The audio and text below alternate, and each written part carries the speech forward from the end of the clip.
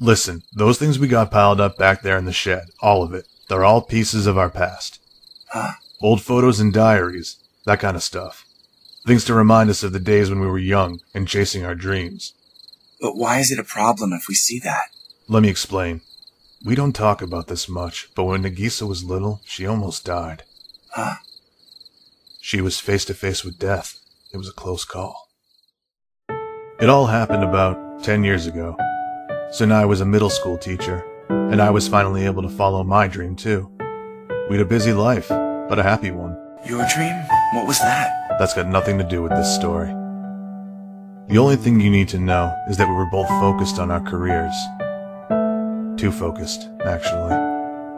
The truth is, we hardly ever found time to spend with Nagisa. Anyway, it all started when Nagisa came down with a fever. It was a cold, snowy day.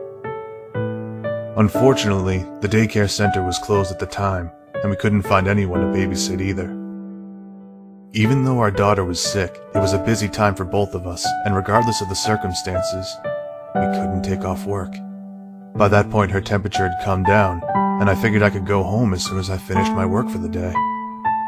It was just 2 hours. Just 2 short hours. But Nagisa had gone outside to wait for us to come home. I thought that God must be punishing us for being so selfish. He was taking Nagisa away because we were too busy chasing our dreams to worry about our own child. I'm sure there are plenty of people in this world who can balance their careers and their child. But we couldn't. We had to make a choice. When Nagisa opened her eyes again, the two of us made a pledge. We promised that we'd always be by her side.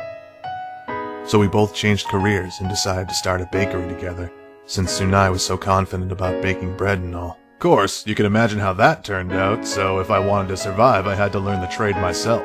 It wasn't easy. We were always in and out of debt. But I can't say it wasn't fun. But you don't want Nagisa to find out? Why not? 'Cause knowing her, she'll think it was her fault. She'll think she's the reason why Sunai and I had to give up on our dreams.